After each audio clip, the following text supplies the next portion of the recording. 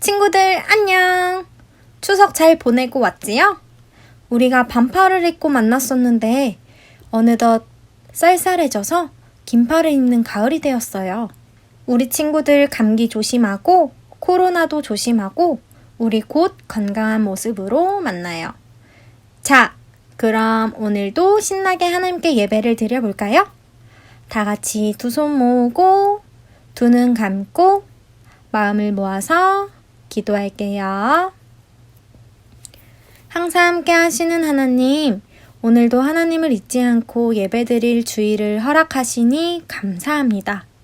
하나님, 쌀쌀해진 날씨가 된 만큼 우리 친구들 건강 지켜주시고 하나님의 때에 하나님의 방법으로 이 나라에 평안을 허락해 주세요.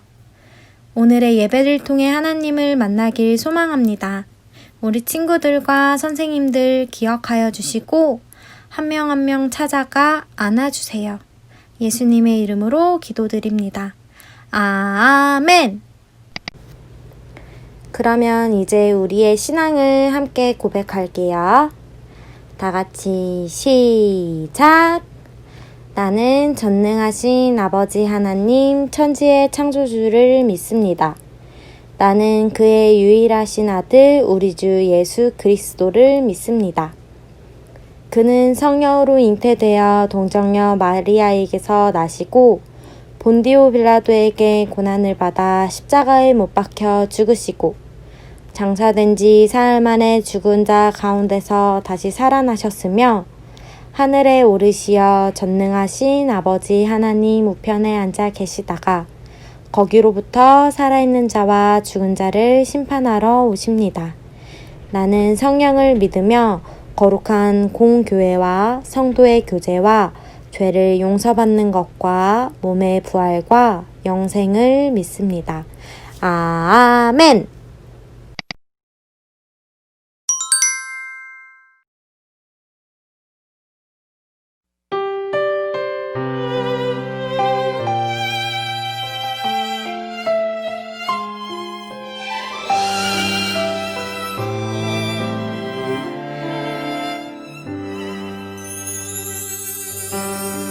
사랑하는 친구야, 너는 하나님의 꿈.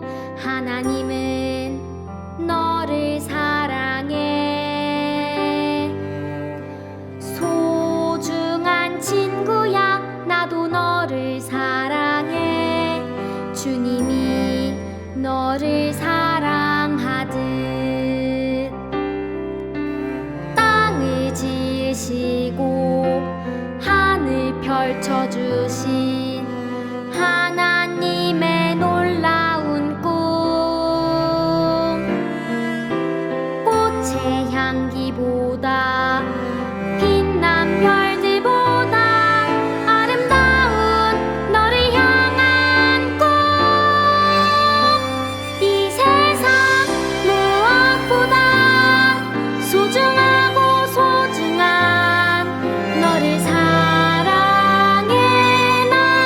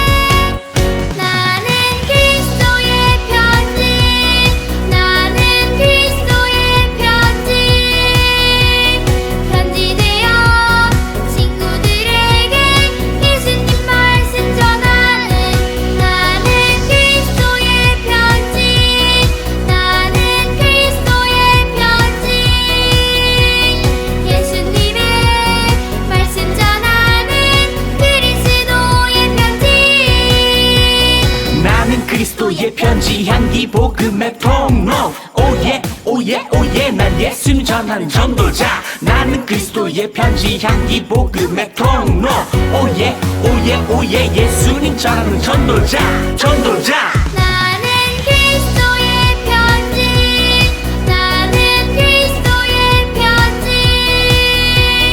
편지 되어 친구들에게 예수님 말씀 전하는 나는 그리스도의 편지 나는 그리스도의 편지 예수님의 말씀 전하는 그리스도의 편지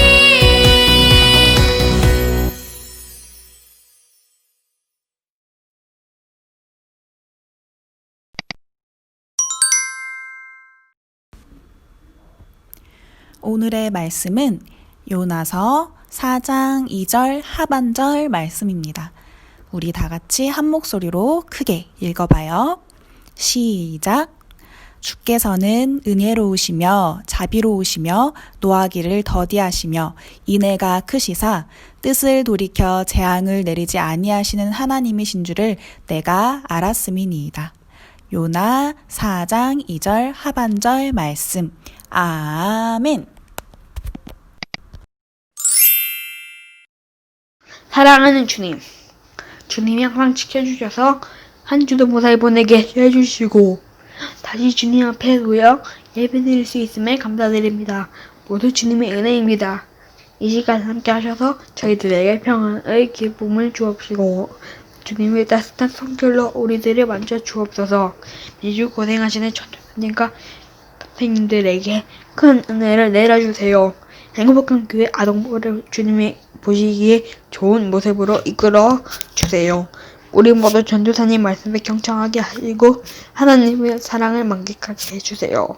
예수님 이름으로 기도드립니다. 아멘. 친구들, 안녕하세요. 추석 잘 보내고 왔나요? 벌써 10월이 되었어요. 우리 이번 달에는 소망의 별이라는 주제로 말씀을 나눠볼 거예요. 10월 한 달 동안 우리가 하나님 나라의 스타로서 무엇을 소망해야 하는지 함께 알아볼게요. 10월이 되니까 확실히 날씨가 많이 선선해졌죠. 아침 밤으로는 조금 쌀쌀하기도 한 것 같아요. 이런 날씨에 우리 친구들과 같이 소풍을 가면 정말 좋을 텐데 너무 아쉽죠. 우리 직접 가지는 못하지만 함께 간다고 한번 생각을 해볼게요. 그리고 전도사님이 지금부터 보여주는 두 가지의 상황을 통해서 우리 친구들이라면 어떻게 했을 것 같은지 한번 생각해 보세요. 첫 번째 상황이에요. 소라라는 친구가 있었어요. 이 친구가 가서 열심히 놀다 보니까 땀을 삐질삐질 흘리면서 너무 더워하는 거예요. 그래서 전도사님이 열심히 부채질을 해줬어요. 그런데 전도사님도 계속 부채질을 해주다 보니 너무 힘들어서 그늘에 가서 쉬었어요. 그러면 이럴 때 우리 친구들은 어떨 것 같아요? 우리 소라는 아니 전도사님한테 와서 이렇게 말하는 거 아니겠어요? 전도사님, 왜 부채질 안 해주세요? 전도사님이 부채질 안 해주시니까 너무 덥잖아요. 전도사님 때문에 더 더워진 것 같아요. 친구들, 어때요? 이렇게 소라가 이야기하는 게 이해가 되나요? 우리 친구들이라면 어떻게 했을 것 같나요? 전도사님은 이 말을 듣자마자 괘씸해서 더는 부채질을 해주고 싶지 않았을 것 같아요. 두 번째 상황은 소풍에서 재미있게 놀던 하연이와 하준이라는 친구가 그만 싸우고 말았어요. 그래서 전도사님이 너희 도대체 왜 싸웠어? 하고 물어봤더니 하연이가 아니, 하준이가 저 자꾸 때리고 제가 가지고 놀던 거 뺏어가잖아요. 이런 게 하루 이틀이 아니에요. 맨날 저 괴롭힌다고요. 진짜 하준이가 다 잘못했어요. 라고 말하는 거예요. 그래서 전도사님이 고민을 하다가 근데 하준이도 하나님이 사랑하는 백성이니까 하연이가 용서해주면 어떠겠니? 라고 이야기를 했어요. 그랬더니 하연이가 싫어요. 제가 왜요? 전 잘못한 거 하나도 없단 말이에요. 라고 이야기하는 거예요. 우리 친구들이 하연이라면 어떻게 했을 것 같나요? 친구들, 우리 친구들이라면 어떨 것 같아요? 이 두 가지 상황에서 어떻게 할 것 같나요? 오늘 읽은 요나서에서도 이런 비슷한 상황이 있었다고 해요. 요나 선지자에게 어떤 일이 있었는지 우리 함께 영상으로 확인해 볼게요.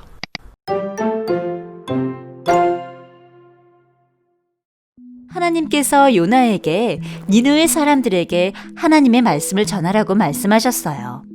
하지만 요나는 자기가 싫어하는 니느웨 사람들에게 말씀을 전해주고 싶지 않았어요. 그래도 하나님께서는 끝까지 요나를 부르셔서 결국 요나는 니느웨로 가서 말씀을 전했어요. 하나님께서 이 땅에 벌을 내리실 것입니다. 하나님께 잘못을 회개하십시오. 요나를 통해 니느웨 사람들이 회개했어요. 그리고 하나님께서는 회개한 니느웨에 벌을 내리지 않으셨어요. 하나님, 대체 왜 니느웨를 용서하신 것입니까? 저는 하나님이 니느웨를 축복하시는 것을 도저히 두고 볼 수 없고 참을 수도 없습니다. 요나야, 지금 이렇게 화를 내는 것이 옳으냐? 요나는 니느웨가 보이는 곳으로 올라갔어요. 햇볕이 쨍쨍 내리쬐어 아주 뜨거웠어요. 그때 하나님께서 요나를 위해 박넝쿨을 준비해 주셨어요. 요나는 박넝쿨 그늘 속에서 햇볕을 피할 수 있었어요. 이 박넝쿨 덕분에 살았어. 박넝쿨 그늘이 없었으면 나는 뜨거운 햇볕 아래서 아마 제대로 눈을 뜨지도 못했을 거야. 이번에는 하나님께서 벌레를 준비하셔서 박넝쿨을 갉아먹게 하셨어요. 햇볕 때문에 도저히 견딜 수 없어. 안 그래도 니느웨 사람들을 용서하신 것도 화가 나는데 하나님, 왜 이렇게 저를 괴롭게 하시나요? 제가 사는 것보다 죽는 것이 낫겠습니다. 하나님께서 요나에게 대답하셨어요. 요나야, 지금 이렇게 화를 내는 것이 옳으냐? 예, 옳습니다. 옳다고요. 너는 아마 이 박넝쿨을 어제 처음으로 봤을 것이다. 그런데도 처음 본 박넝쿨을 그렇게 아끼지 않았느냐? 네가 박넝쿨을 그렇게 아끼거늘 하물며 니느웨 사람들을 내가 아끼는 것이 당연하지 않겠느냐? 니느웨에 나의 말이 필요한 사람들이 이렇게 많은데 내가 어떻게 이 땅을 아끼지 않을 수 있겠느냐? 요나는 하나님이 니느웨 사람들을 용서하신 것이 싫고 억울했어요. 그러자 하나님께서 박넝쿨을 통해 하나님이 니느웨를 얼마나 사랑하시는지 요나에게 알려주셨어요. 친구들, 요나는 왜 그렇게 화가 났었나요? 맞아요. 매일같이 이스라엘 백성들을 괴롭혀서 원수와 같던 니느웨 백성들이 하나님의 심판을 받아서 사실은 좋았는데 이 백성들한테 갑자기 가서 복음을 전하라니까 요나는 너무 화가 났어요. 심지어 요나는 하나님께 그 꼴을 보느니 차라리 죽여달라고 말할 정도였어요. 요나는 하나님의 말을 듣지 않고 성 밖에 나가서 니느웨 사람들이 어떻게 되나 구경하려고 앉았어요.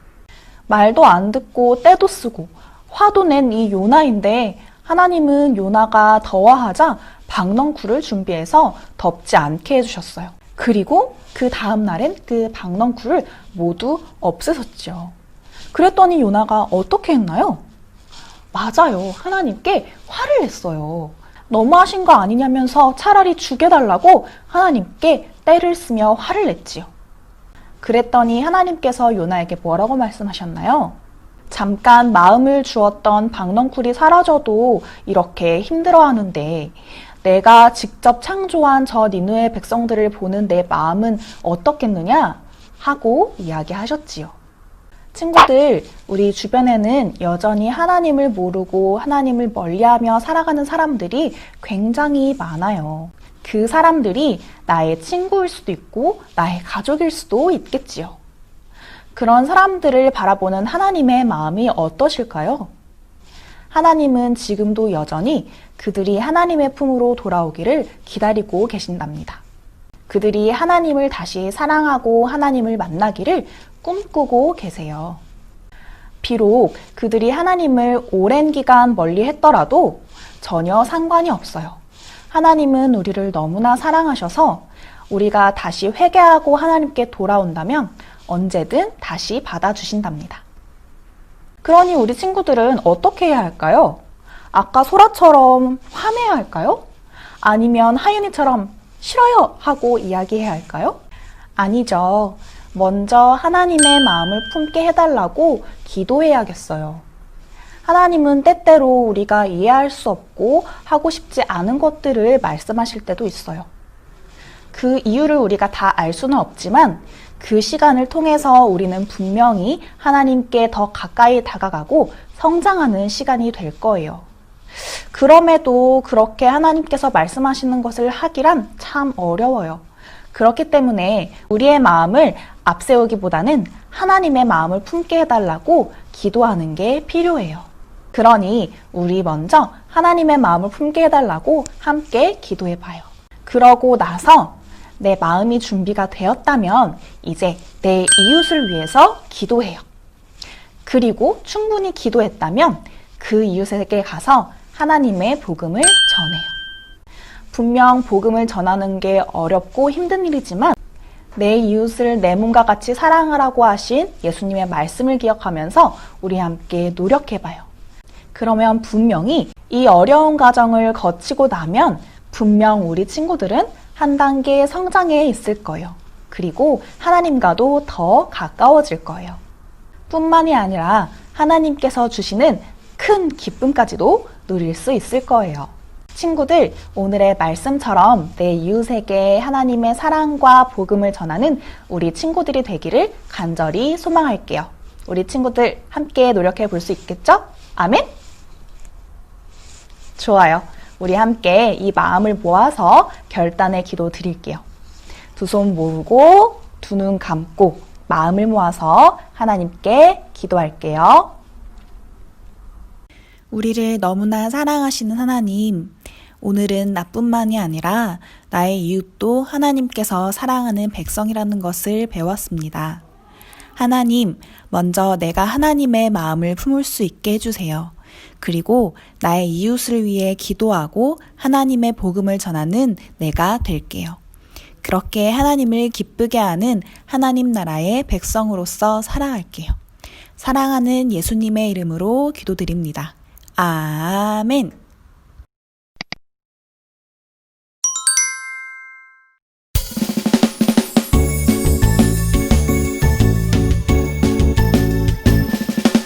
정성 없이 드리는 것 아니죠.